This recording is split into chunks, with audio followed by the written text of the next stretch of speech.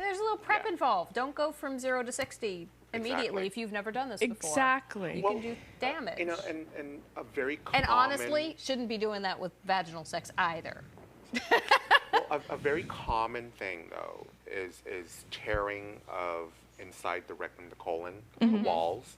Is because if you do not clean out good enough and there's residual feces up in there, and even a dildo, even if you're riding a dildo, that dildo is rubbing up against the residual feces. Like a piece of corn or peanut. Yeah, Right. and up against the wall of your colon and your rectum up in there. And it'll tear. It can tear. It's a very delicate membrane. It's not Exactly. thick skin.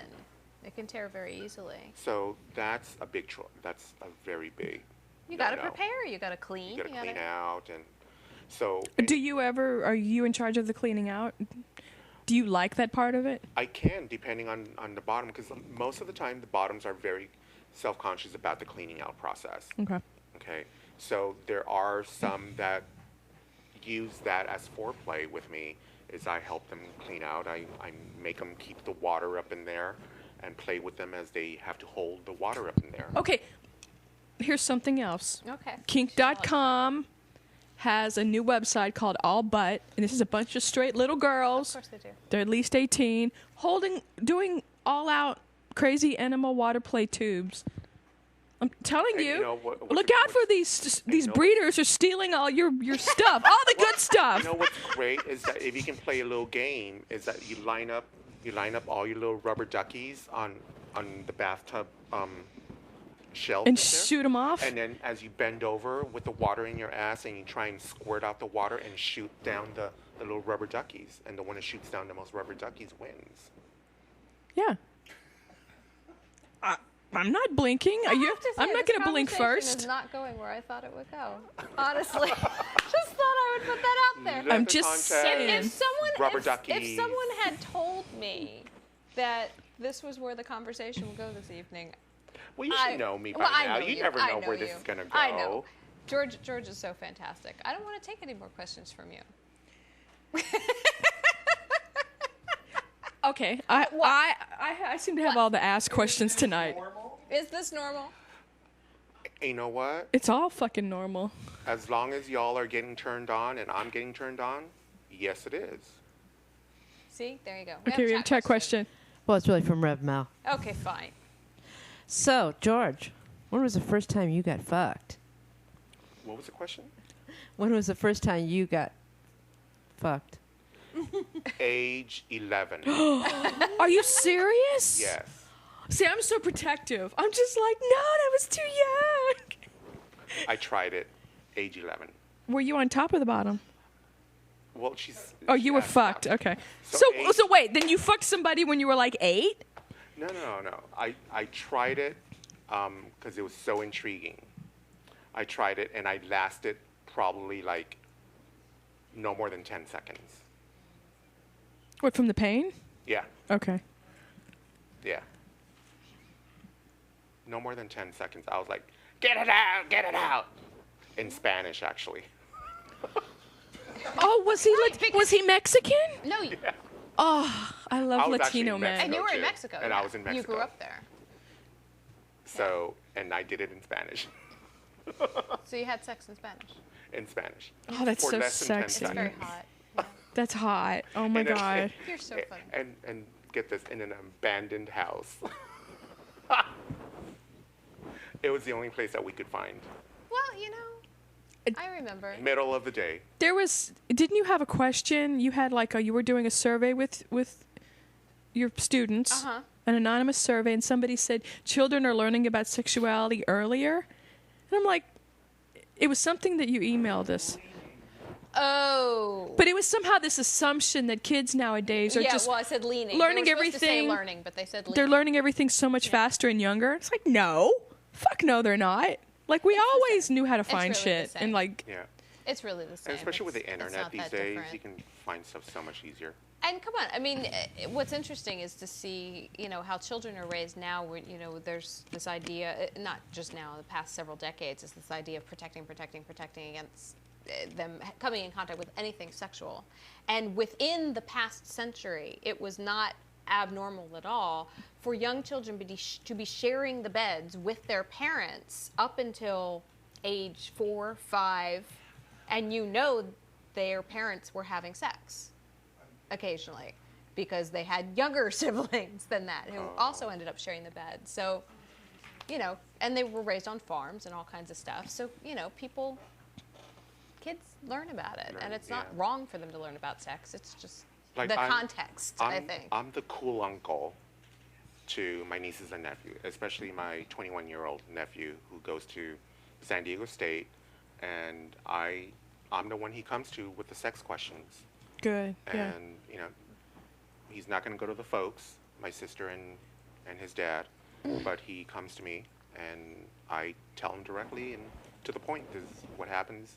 This is how you do it, et cetera, et cetera. And I'm just glad that he's comfortable to come to me to ask these questions, and I am more than welcome to explain Especially it. since you actually know. Yeah. You know that you're a good educator and that you can Well, hopefully. give him real information. But you're giving him real information. Yeah. You're not him going to his best friend. No. But the other questions that come along with it is like, should I wear this jacket with shirt or what? So I'm his stylist. Well, that's okay. So. You got to play several roles. We've got a few more minutes. I wanted to ask you about, now you work with me with the Center for Positive Sexuality and do some of the panel discussions and such. We did 2 this week. Yes. And what we do is we go to different universities and give panel discussions. And what this consists of, these particular ones are a panel of people who are into SM and kink. And we give a presentation to university students of a variety of levels and give them information about what it is to really be in this lifestyle. And George is one of the panelists. He comes, you usually do at least 6 or so every semester, at least, for me. And then For you do you. several, I do in several Orange for County. other- Yeah. Yeah, in Orange County. So I average anywhere between 10 to 12 classes each quarter and semester. Wow. Yeah. So, and I love doing them. And I don't know if I ever told you why I am so adamant about attending your the speaking engagements, because most of the panels, and I'm not just saying yours, but the ones that I do, most of them tend to be Caucasians. Mm-hmm. Okay. And so I'm usually the off-colored one. Right. And then top it off, most of the panelists are heterosexual or queer bi. I'm the gay one. Yeah. So I just want to be representing Yeah. on that panel. I want It's to show important. color. I want to Yeah. show gayness and whatever. So I show up to represent and not, so that, because these days the classes are so diverse. Yeah. And I just want them to be able to see that it's a wide range that are involved, and that you can too if you want to. Yeah, no, I think that's very important. And it's one of the reasons why you're on the panel also, is because you're showing that aspect, that you're showing someone of color, you're showing someone who is gay, and then also that you're someone who is eloquent and intelligent and you know what you're talking about. Oh, thank God she thinks of me that way. You're eloquent. I know. I tried so hard, finally. Okay, now Absolutely. are you part of like the Pan Asian Pacific group here in Southern California? I wish I was more involved in that, but I am not, actually. I'm not. I don't think you have enough time in the week, actually, with all So that you do. It's a little tougher because in the Pan Asian community, and I'm speaking specifically just the gay community, is that I tend to be the outsider in that group because I am physically larger than the average Asian person, and I'm kind of aggressive personality-wise, and so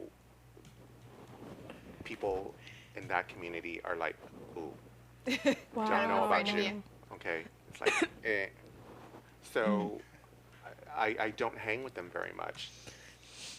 And then when, like for example, I'm riding bitch on a motorcycle in the gay pride parade, and all of these Asian guys and on the sides watching us are like, and then of course their admirers, who are usually white guys, are like, oh my God, what's that going by on a motorcycle? It's like either they're shocked or they're turned on. I don't know, one or the other. Wow. So I'm kind of like an oddball. Aren't we And, all? and you and George Takei. There you That's go. it. Just you, And George Takei. I don't mind being in that category. So Now, have you had difficulties because you're in the kink community and you're part of the gay community? And I know that, we've talked before in this show how there is no GLBT community. There's a G, there's a B, there's an L, there's a T. There's not, this is not all one conglomerate, not all one group. And so the same applies to gay kink and gay non-kink. Have you had difficulties with the gay community that's not kink friendly? Or have you even cared and associated and not encountered it? I did encounter that, but it wasn't severe that it bothered me at all. Because if it's not there for me, I'll go and I'll look for something that's going to welcome me in. So I didn't dwell on that very long. I knew that I'm not your typical looking Asian, and most people will not accept me, and that's fine and dandy. So just go elsewhere where I can go play in their playground. And so this is where I'm at right now. I'm reading a book about Robert Mapplethorpe, which I never, as a young person, I didn't know how much of a leather man he was.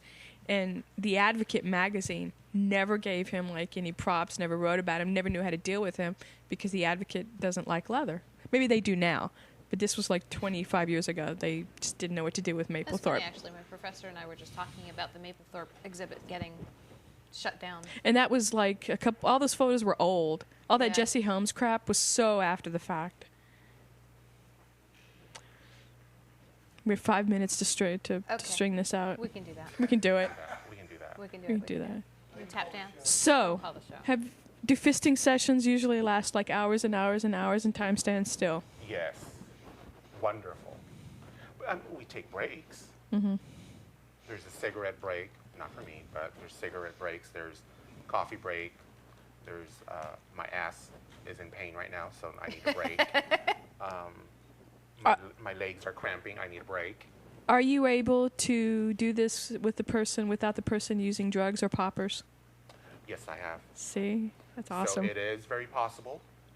Very, very possible. You just got to put your mind to it and really concentrate. And I think the trust level between the parties involved, I think that needs to be really tight. Yeah, because you need to be able to relax. And be able to relax and very, very few, if not, no distractions outside. What's your favorite music to play? You know what? You're gonna think I'm crazy. It's not the one of those Gregorian monk. The Enigma. Do not say Enigma. I hate that fucking album. Actually, I hate that fucking album. Dance, tech. I love Enigma. Music. Wow. Because it's uplifting. It gets me going, keeps my energy going. That's what I like. And when it's got that really good drum beat, that's a good fucking rhythm too. That's true. I gotta agree. It's a good start. And then you get your hips moving with the music, and everybody's having fun, and everybody wins. So there's actually, I don't know if you guys know this, but there's actually a company called Butt Boy Music. Right. So Yeah. they sell all of these CDs of music called Butt Boy. Yeah, because they sell CDs for play music and Yeah, for play music. Oh, and okay. stuff like that. Yeah. Yeah. Alrighty, I want to thank you so much for coming in. Thank you, Well, George, thank you for so much. inviting me. This We're was gonna- wonderful. I'm so not nervous anymore. Good. You See? seem a lot more So- relaxed. You could not probably nervous. go another hour, right? It's I like time could. flies by. See, it flies. It Yeah. really flies. You don't realize And that. we can talk about turkey stuffing next time. Yeah. That's right. We can do a whole turkey stuffing. See, it'll be part of our. We wanted to do holiday crafts. You could and give a good everything. review of lubes. What to recommend? That's oh, yeah, right. We can Yeah, do that we need to know that. next time. Well, we'd have to get permission to use brand labels. I'm sorry. We That's can't all do right. that. We'll find out. Okay.